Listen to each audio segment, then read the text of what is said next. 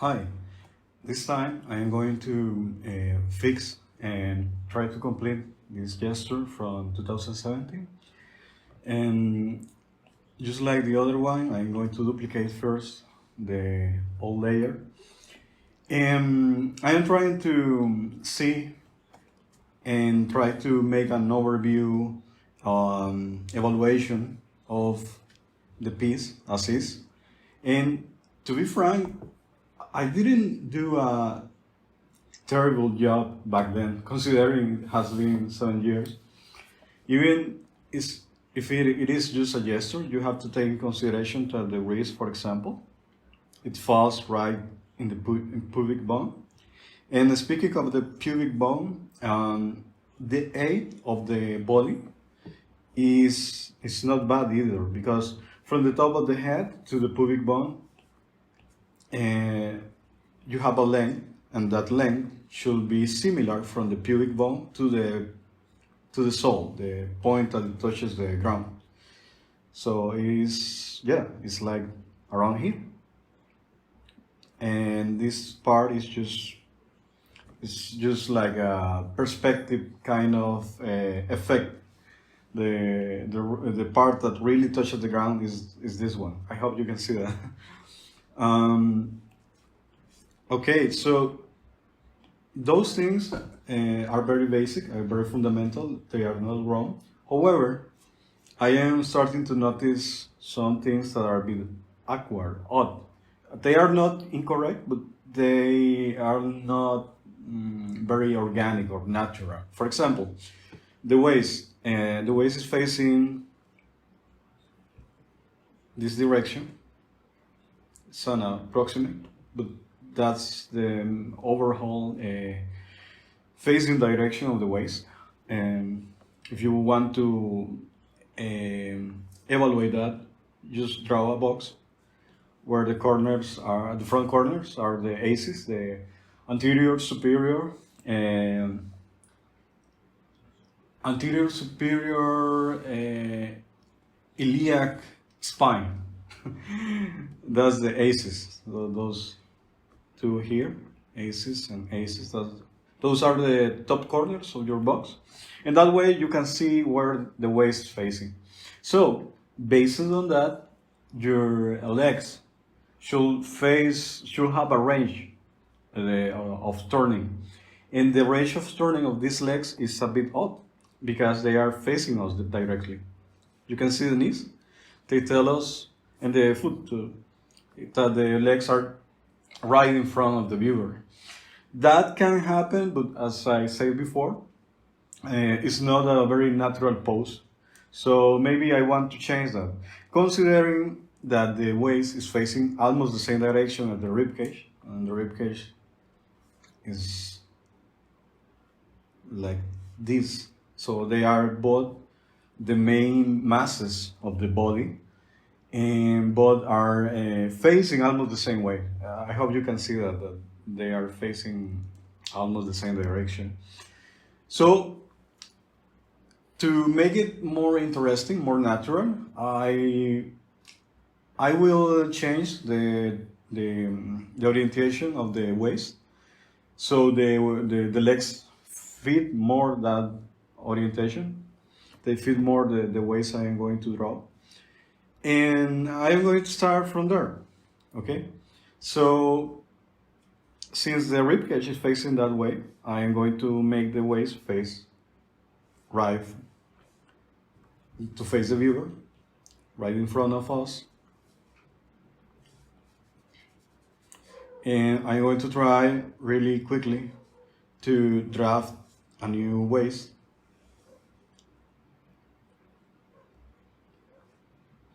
That fits the legs, and the pubic area is going to be moved, so it's going to turn like this. The thigh, the abductor, is going to be more visible. So yeah, those are the abductors sorry, adductors group. And that line that separates the adductors from the quads, and that line is the sartorius.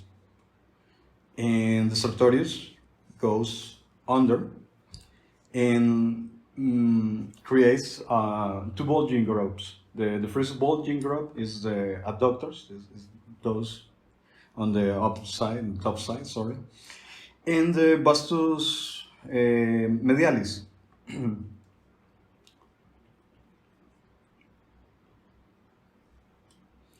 So I'm going to try to draw the vastus medialis.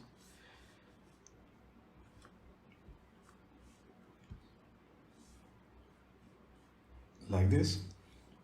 Sorry, that one I am drafting right now, that is the vastus, but this is the vastus lateralis. So if you want to see the groups, the one in the middle, this one, is the rectus femoris. This one is the vastus lateralis. This one is the adductor, and this other one is the vastus medialis. Okay?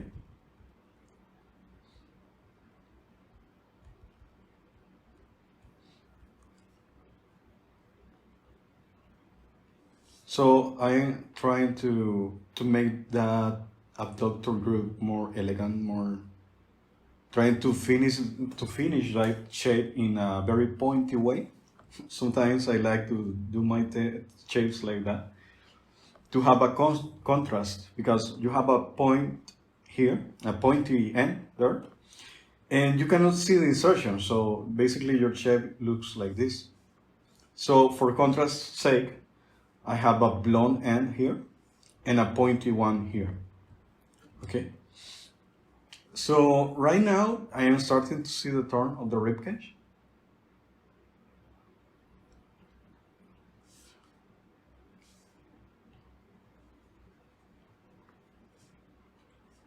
And I'm going to try to make the waist more in front on the other side.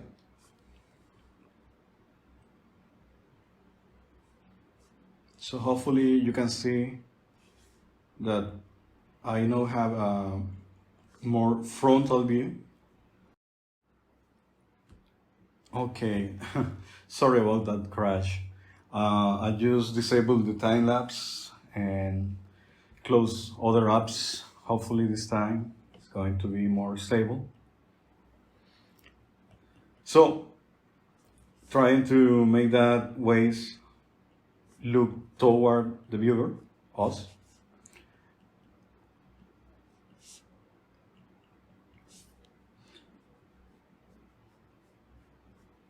And make the lower abs bulge a bit more, because they are getting compressed between the both sides of the waist, and on the bottom you have the pubic bone that is also making the lower abs bulge.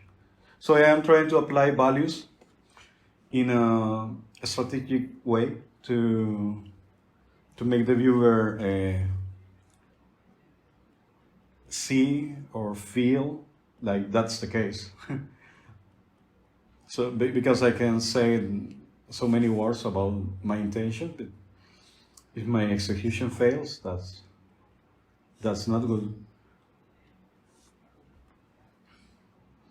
So let's check and see that in effect there is a turn. And now, if you can see, the legs are more fit better the waist, the new waist.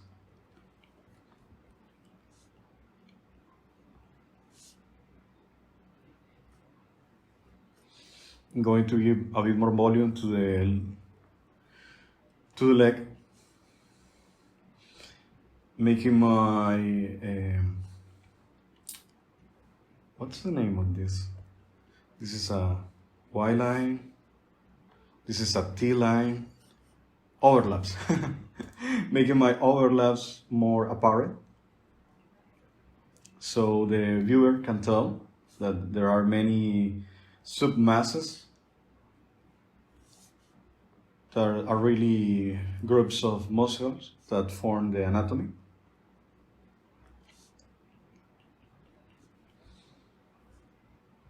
So for example, with this thin line here, I am telling the viewer, okay, this is the knee, and these are the calves that are coming from the back. That's what I am saying with that T-line. So be aware of what you want in front, what you want in the back, and make your overlaps in a way that they remark those facts. If you don't know what to put on the back or in front, you don't know the locations of your masses, you need to do more gesture drawing, be more observant. I am going to do my best to tell you my basically what I have gathered from all these years of doing this. But be aware that these are not all of them. They are very dependent on not only the view, but the action too. So don't take this as they are always going to be like this. Okay, that's what I want to be very emphatic about. They can help you, but be aware that they are not always going to be like this. And also, there is like a criteria about how long you want those inside lines to be, because those lines can be a hint towards a rendering. But if you don't want to render that figure too much, you don't want those inner lines to be that long or to diffuse into value like I did here in the knee. You see, that contour became the overlap, and that overlap became a value. So if your style does not match my aesthetics, for example, that's some consideration you have to take in mind and judge if that applies to your case. But it's good to keep it in mind, okay? For the same reason, if you just do chubby bodies, you still want to know the muscles in the human body, or at least the muscle groups in the human body, despite you making just chubby or fat bodies, because they are going to dictate the overall figure, even if they are not that defined. Sorry, I feel I digressed too much at that point that I forgot to keep drawing. Well, I still hope you find it valuable. You know what? Despite the rendering, I want to consider what will be the look of this leg coming in the front and this one. I think that could make it for a more elegant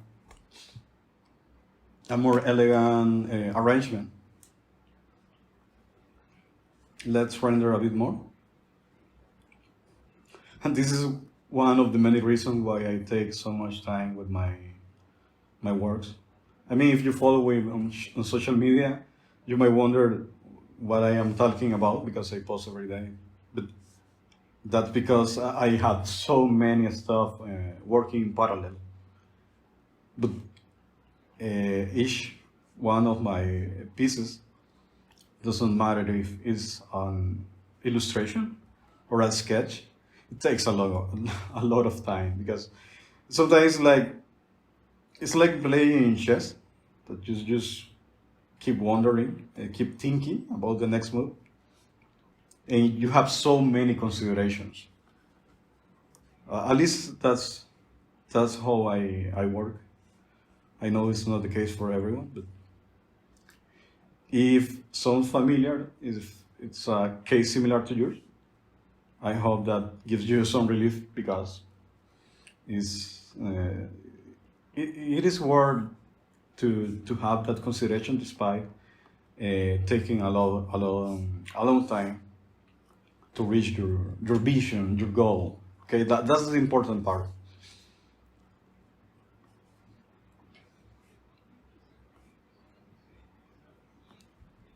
I want to consider my placeholder for the foot. Okay, I'm going to try to accelerate things a bit more using the liquify tool.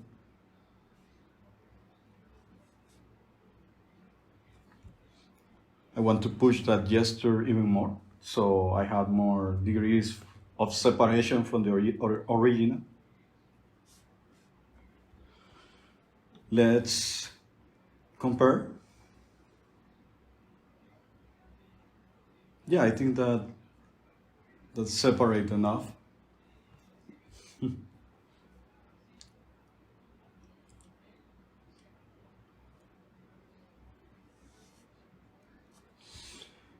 Uh, Try to draw through the form.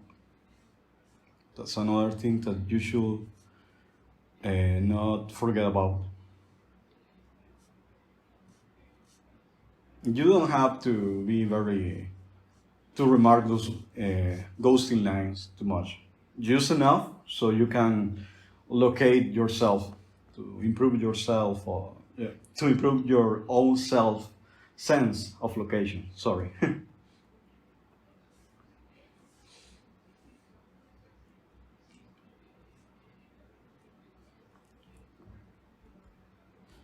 Trying to make that more dainty, more feminine look.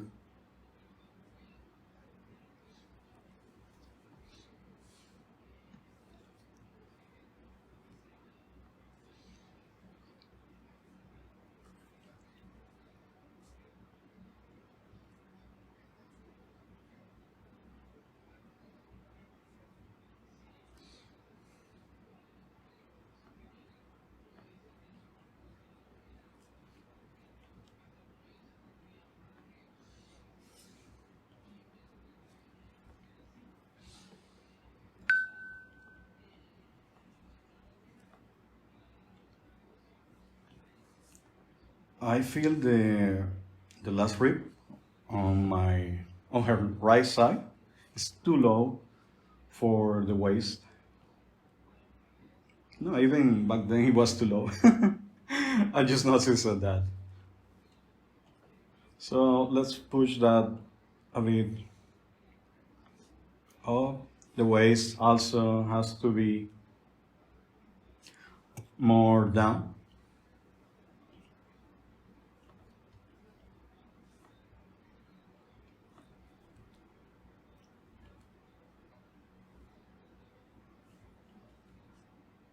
Uh, the breast, one is the far one, the one on her right side is too small. Gotta remember that I cannot elaborate those breasts too much. At least for now, because if you want to see a nude version and one with more alts clothing, I am going to post an extra session at the end on my Patreon, so you can check the description for that.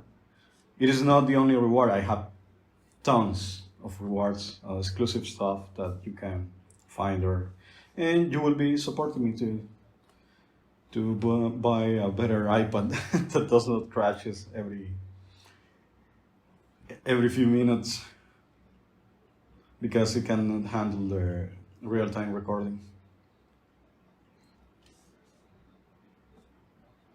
I don't want to lose sight of the ribcage, the orientation of the ribcage. I want that slight turn to remain. So I am remarking the axis of that ribcage that way. So to be more precise, that axis is going to be carried by the sternum, and everything that's on top of the ribcage is going to use that axis too. So the breast will face that direction. So what I am doing right now is to control that direction of the breast.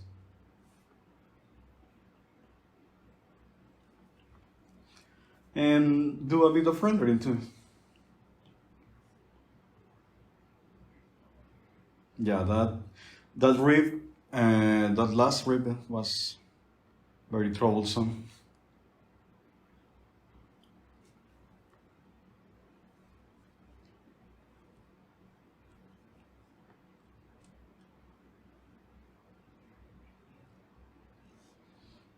Maybe I want to let that far, that overlapped leg show a bit more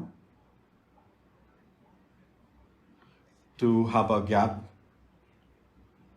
uh, below the pubic area.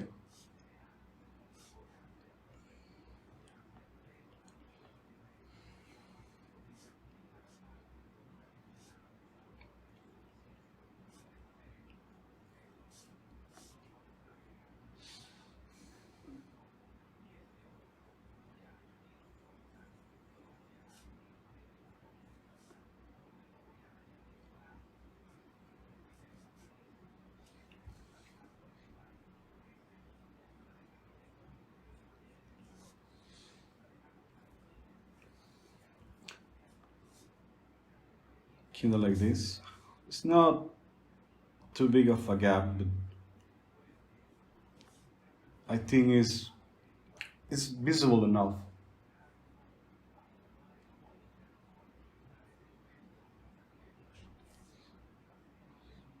Let's control the line width too. That's essential to store rendering.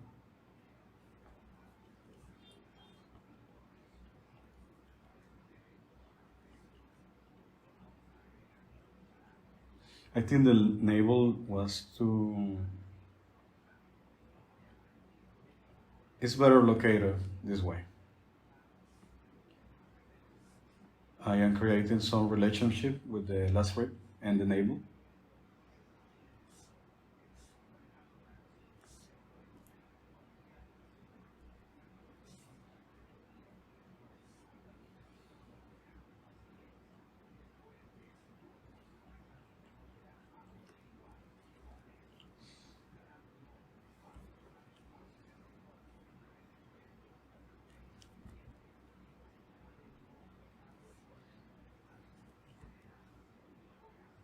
Yeah, I think that's starting to look more differentiated.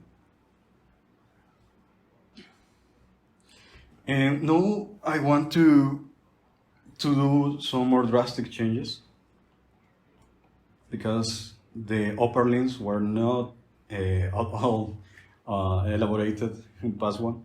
So I'm going to finish that job. Maybe I want to do something like that. So it looks more interesting. One upper limb is up and the other one is down. It's more or less in the same place to create some contrast.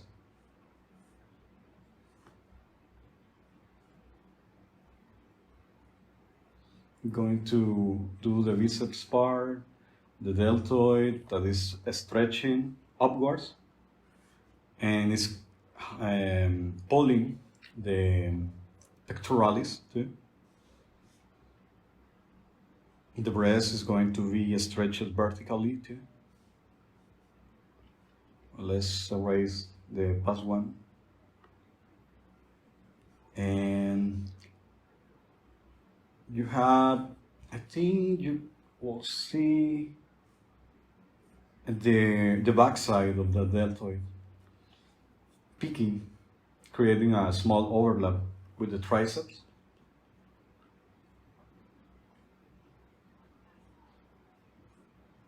Something like this.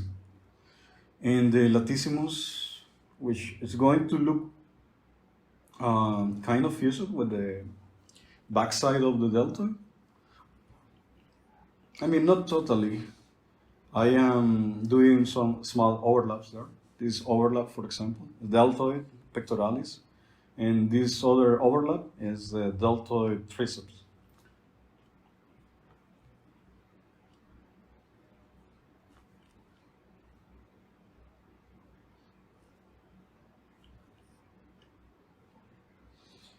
And overall, I want to keep a convex feeling for the arm.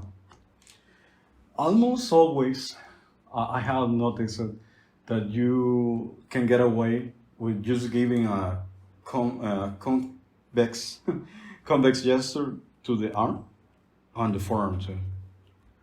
Most of the time, they are convex.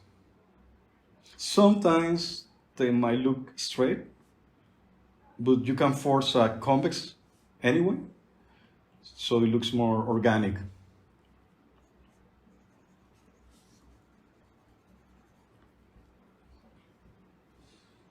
Okay, that head, that head is gonna go. I still do boot on eyes, but for the sake of differentiation and as a challenge too, I am going to try to seek another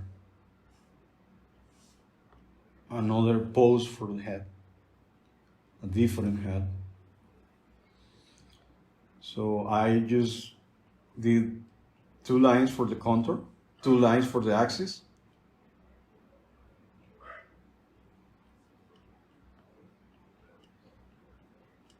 Sorry for the background noise, by the way.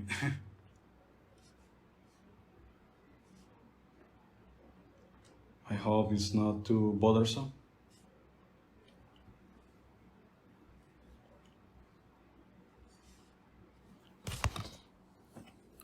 Let's see. My Pomodoro session ended a while ago, and I didn't realize that.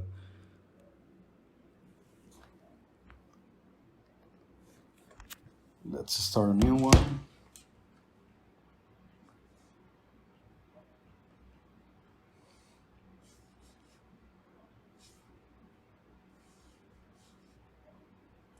So hopefully you can see how 4 lines at most were good enough for me to locate and start drafting a new head.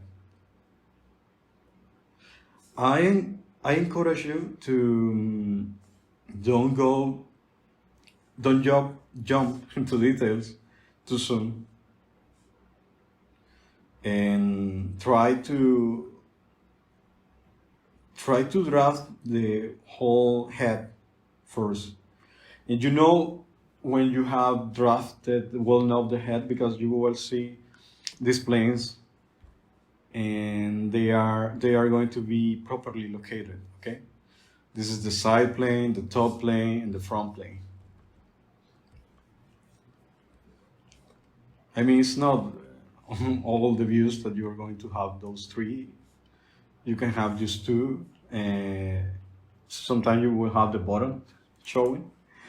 But if you can angularize the skull that in such a way, you will have no, or you will have less problem.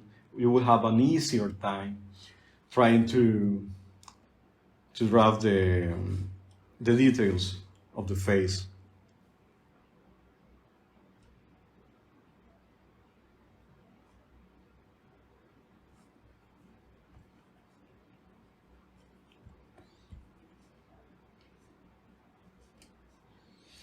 Here, due to the tilt of the head, the ear is going to be on the top, no, not the top side, but it's going to be visually located higher than the eyes.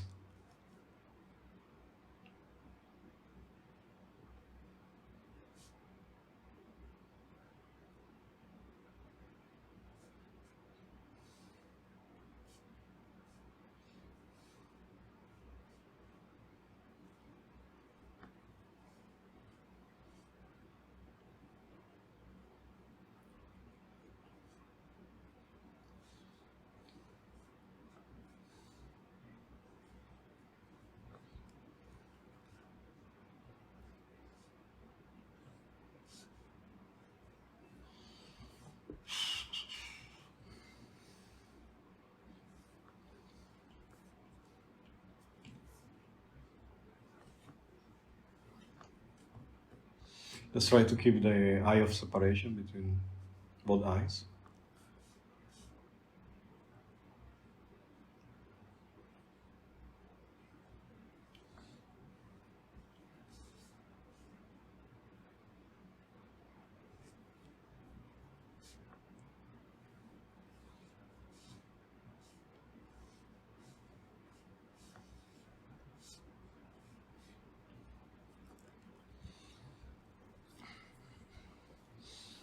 And I just realized that since I was submitting for a long time, I didn't catch that the head was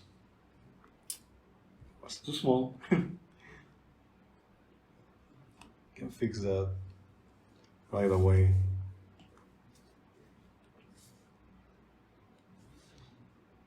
Just copy that area and check out. I am using BQ, right? Yeah.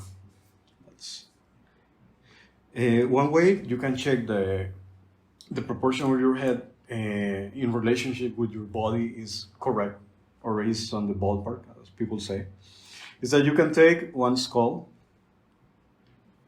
one head, and that head from the crown to the chin should fall approximately near the nipple line. You can see that the head, the new one, is about that alignment.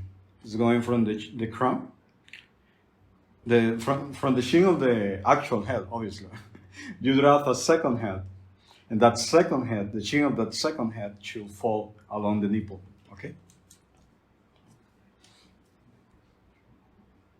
The features of the face are a bit like a placeholder right now. I am also using a very low resolution, so that's going to be a bit of a challenge in on itself because I use a very high resolution or a high enough resolution, which will be ideal here. That will keep this iPad. It's going to crash again. I can bet that's going to be the case. So I'm going to try to endure this low resolution, at least for this one. So now that I know where my side plane is and my top plane is, I'm going to try to draft hairdo.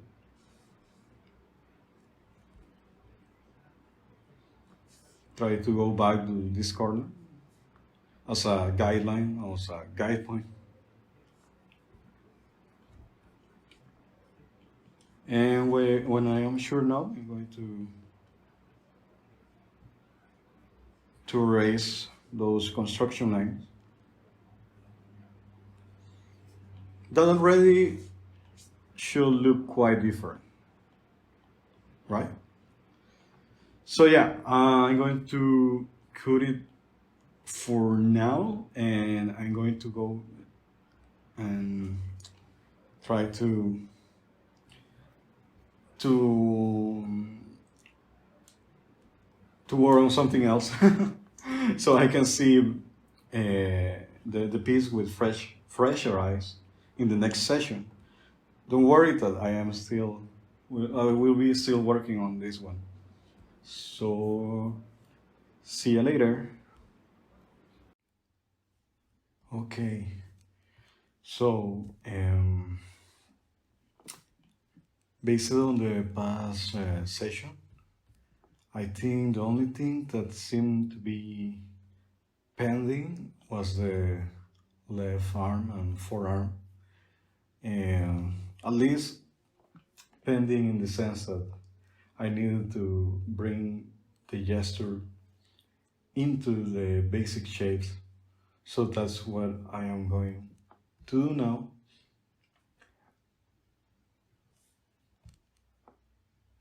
The elbow is going to align with the last ribs approximately. Going to leave some space for the biceps. Occlusion shadow for the armpit. Remember that the armpit is it's like what happens between the pectoralis and the latissimus dorsi. So it's like a notch for for example. And let's see, I have my bicep here, the pit of the biceps.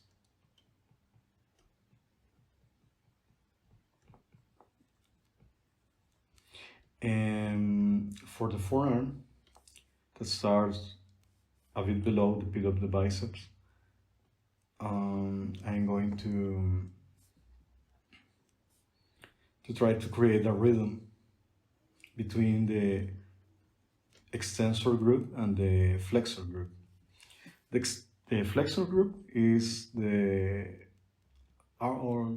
is the group or the muscles that are aligned with the palm, and the the extensors are the muscle group that are aligned with the other side of the palm, the dorsal side. So that rhythm I was talking about is this one. You have in the side of the extensors, which is high, and the side of the flexor, which is low. And that's because in the side of the extensor, that is the one I am chafing right now, you have a muscle called the brachioradialis, which gives the bump on the side of the forearm, and that's basically shapes the silhouette of the forearm. It gives that uneven silhouette to the forearm.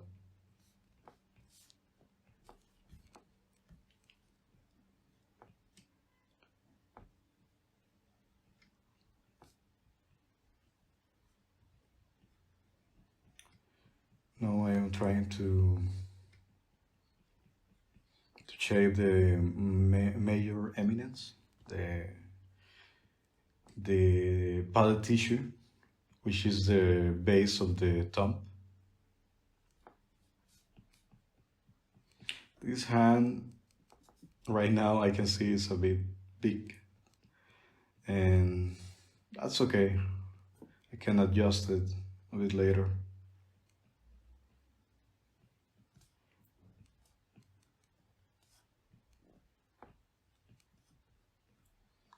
It's not a big issue. What is a big issue is that I don't give it the respective shape to the fingers, the palm. So I'm trying to correct that first, because in digital I can fix the proportion, the size specifically, using a very basic transform action.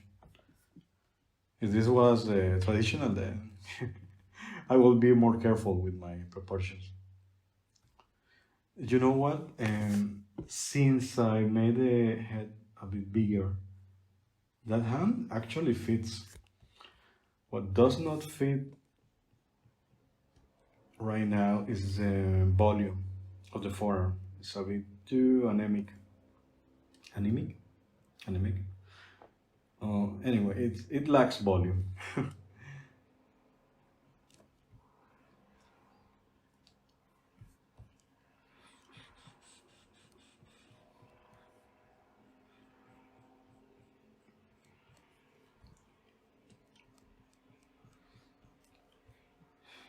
I think the trash truck is making so much noise in the background.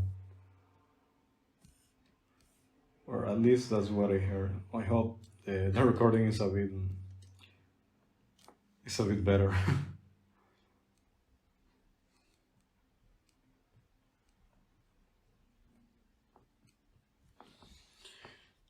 So yeah, that's better. Somehow I feel that fear is a bit like slanted.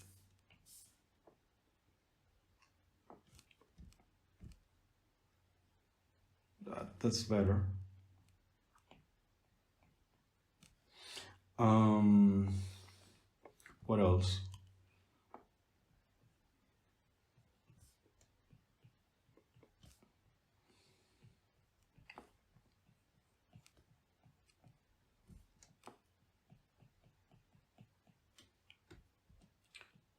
If the body fat is low enough, or maybe not even that, but sometimes you will find that um, the space, the middle of the pectoralis is leaves like a valley-like shape, so you can try to render that part to give more nuance to your torso, the upper torso.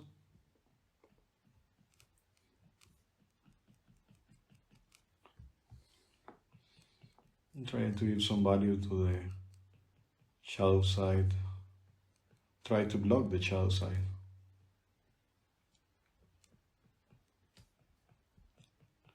Maybe right now the contrast is not where it should be, but it's a start.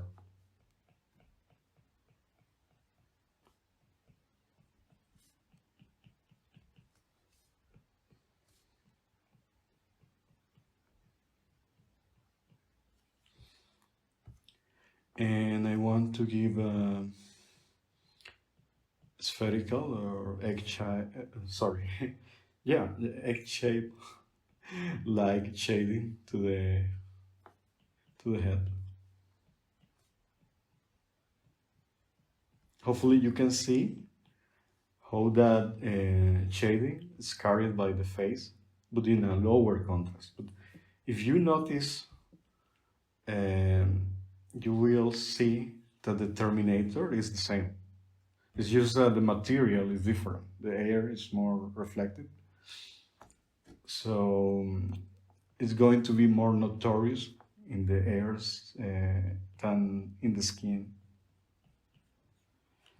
So for rendering, that's vital. You need to give different levels of contrast to each part to differentiate the materials in your composition.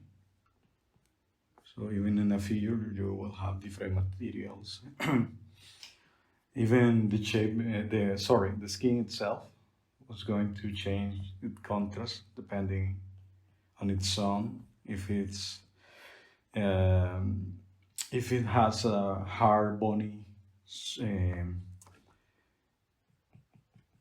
portion, like in the case of the knees, for example, you have some the rotula and the tibia. So those bones are like pressing the skin. So the contrast is going to be a bit higher there. And you don't need to be too specific, right?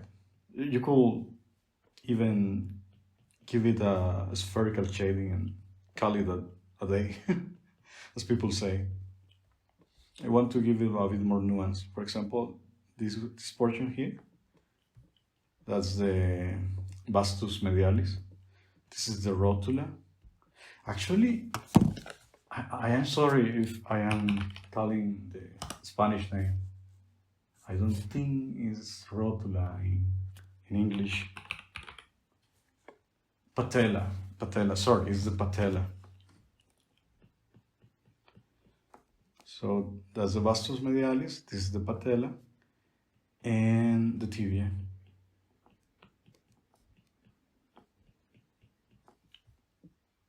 So sometimes you will see that triple C there. Not always. Actually, the knees have um, other elements to take into consideration. So they take this advice a bit with a grain of salt because they are going to change drastically. There are so many elements, so many tendons, so many muscles and bones that meet using the knee itself, and that gives that amorphous kind of look. Body fat is also very is going to change the shape of the knee a lot because sometimes you're going to see the vastus lateralis here, and that's going to give another shadow shape. Okay, so checking that my calves are coming behind the knee. That's why I'm leaving this T line here.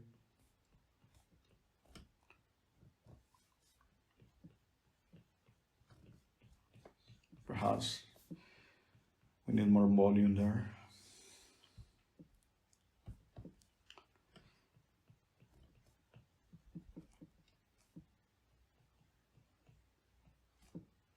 Want to give a terminator to the leg.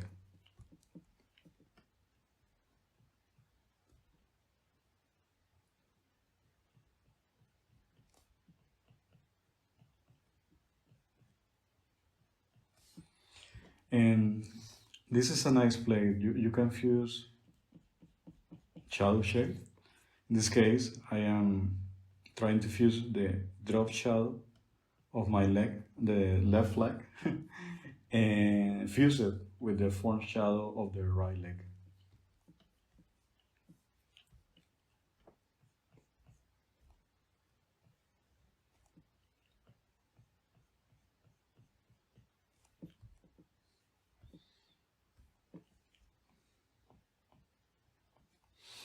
Okay, not only I added basic shapes, I also started rendering quite a bit the whole figure.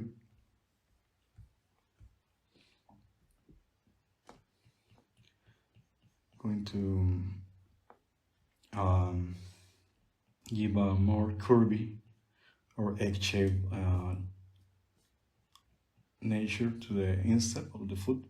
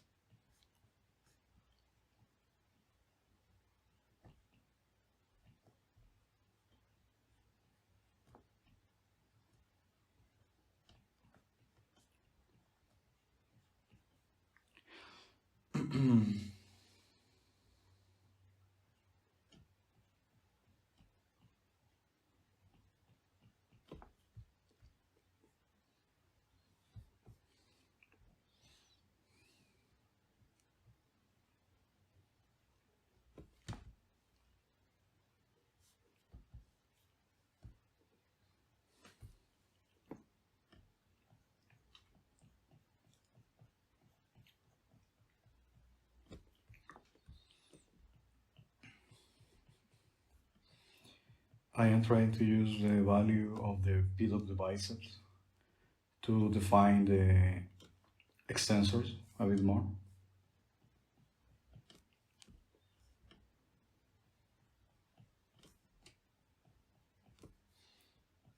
Play a bit with the line weight too.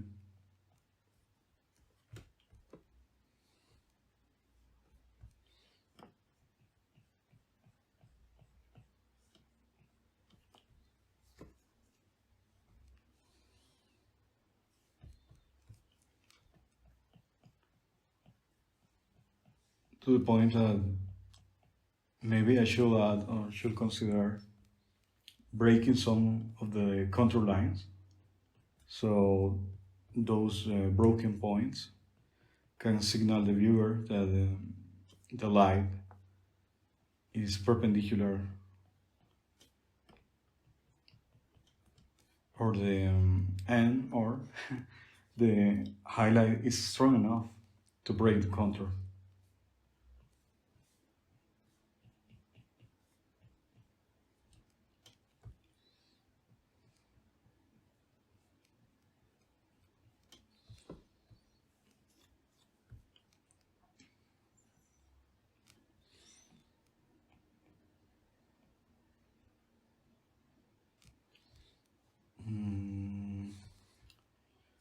Okay. I hope YouTube does not get mad if I had a bit more rendering here.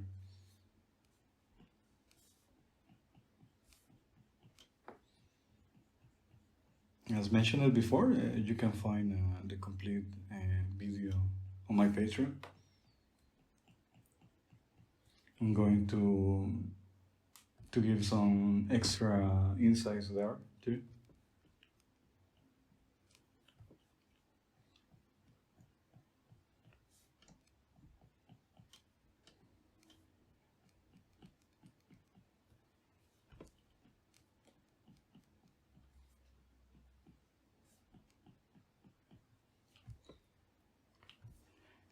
I hope you can see it by adding value in a subtle way, and you can kind of get a hint of what to do next. And don't get discouraged if you cannot see that yet. It is definitely something that comes with experience, lots of experience. Drawings, unfortunately, is very sensitive to mileage. So yeah, sometimes you just have to trust the plan, as people say. Be patient and keep doing this, because if you are not disciplined, you are not going to get very far. But I started drawing in 2012. Ever since, I have not skipped that single day. However, keep in mind that I have only been drawing at full time for like 5 years, 6 years. Because before that, I was in college. I also had a full time job. So, yeah, it has been 12 years technically, but really applied, it only has been like 5 or 6.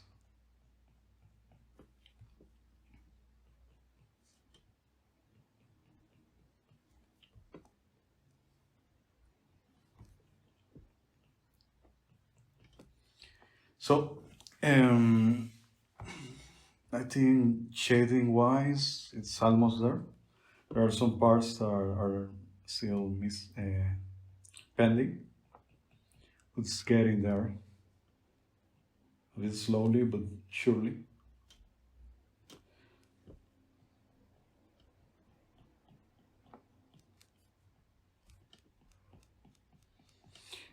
The shadow side is a good place to implement soft and even lost edges. So by adding value here, I am mimicking that low contrast effect that deep shadows have. To the point I could come here and with the smudge tool try to break that contour. And I'm breaking that contour for different reasons that I am breaking the contour here, for example. As mentioned here is because the highlight is too bright, because the light direction is falling in a perpendicular way, in an almost perfect perpendicular way. And here is because I am trying to mimic something that's called chiaroscuro, in which the foreground, in this case the figure, is fusing with the background. So you are going to have soft edges at first, and then lost edges. And a lost edge is when two elements are almost indistinguishable from each other, like in this area, like the wall and the waist. It's a nice effect because what causes visual interest, in part at least, is the experience you have when you see different kind of edges. Ideally, or better said, you must try to always have those three edges in your figures. And I know people say that they have their own styles and whatever, but um, it's not a thing I am only saying that I am saying just myself. You can try to look at the literature and you will notice that a lot of people say that you have to have some diversity in your edges. You have to have hard edges, soft edges, and lost edges.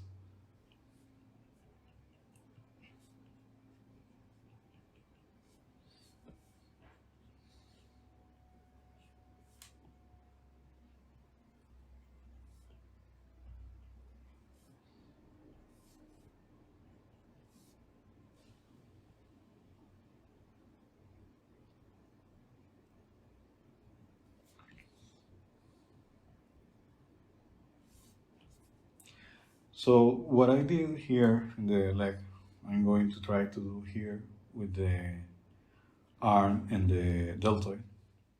Basically, the deltoid is going to cast shadow, a drop shadow that's falling into the forearm. But the forearm has its own form shadow. Sorry, it has a form shadow which is different from the drop shadow. This one is the drop shadow, okay? And this one here is the form shadow. They are different.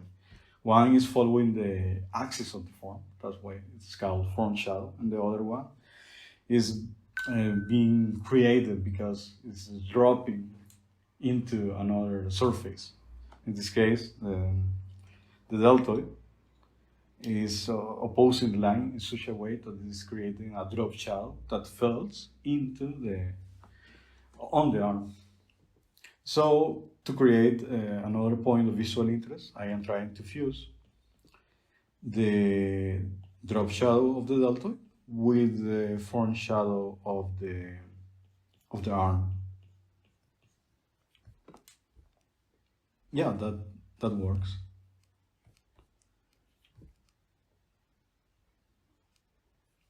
I am feeling a bit iffy, not convinced by the shoulder. I feel the shoulder just like the head should have some broken line too.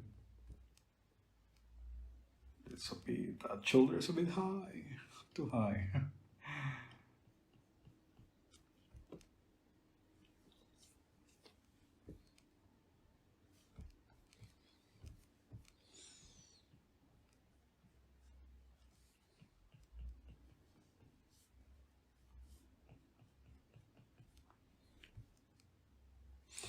I don't think I am gaining anything by leaving that ear there.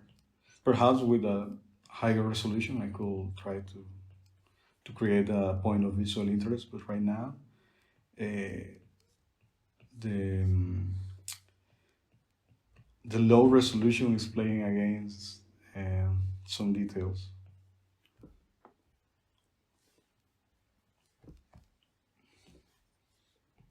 Probably I want to add a bit more contrast in the skin to continue that Terminator. As I explained it before, I still differentiate the skin from the hair. You just upping the or pumping up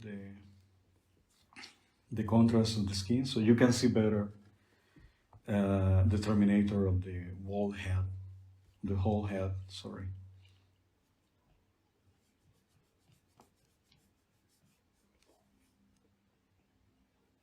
Occlusion shadow for the pit of the biceps.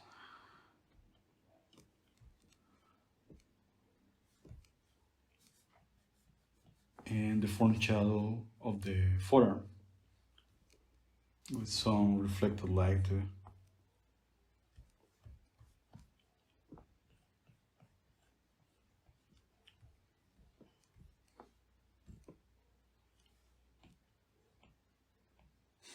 Quite different. And I hope you can agree. even if art is subjective. The technical side is less subjective than other aspects. Um,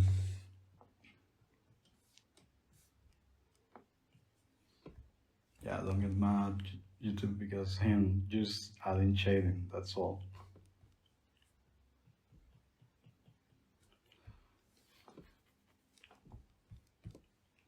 And what else? I feel I am running a bit out of ideas here. This video is a bit more concise than the previous one, so that's good. Sorry, it's a bit shorter, but I think it's a bit more concise too. That's better because the first time I tried doing this exercise, um, I mean, almost no one saw it.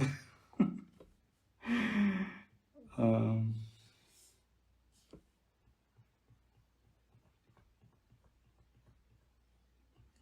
but even if there are a few people who saw it, I hope they could find it useful.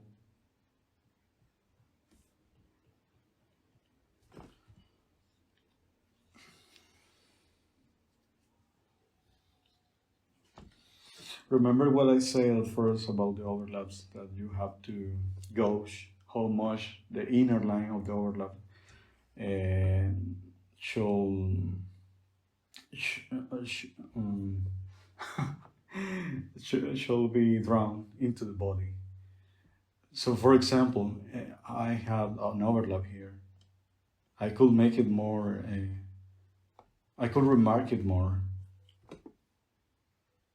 or I could leave it. I could leave it as I did before. But the overlap is still there. It's just that the inner side of the overlap is not line, it's value. So you have to develop a sense for that transition, okay? Because there are no lines in real life, okay? Everything is like a contrast of edges. Um, and you have to feel what's better for the specific case. I cannot tell you, oh, you will always have this overlap. Some are more common than others, but you don't have to take it as a hard rule. Okay. You know what I have not been doing, and I should be doing, is flipping the canvas.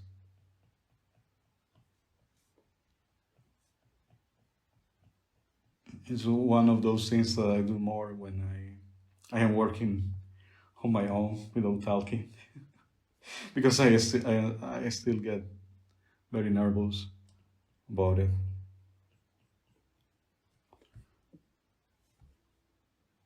So yeah, flipping the canvas allows me to see the piece anew with fresher eyes.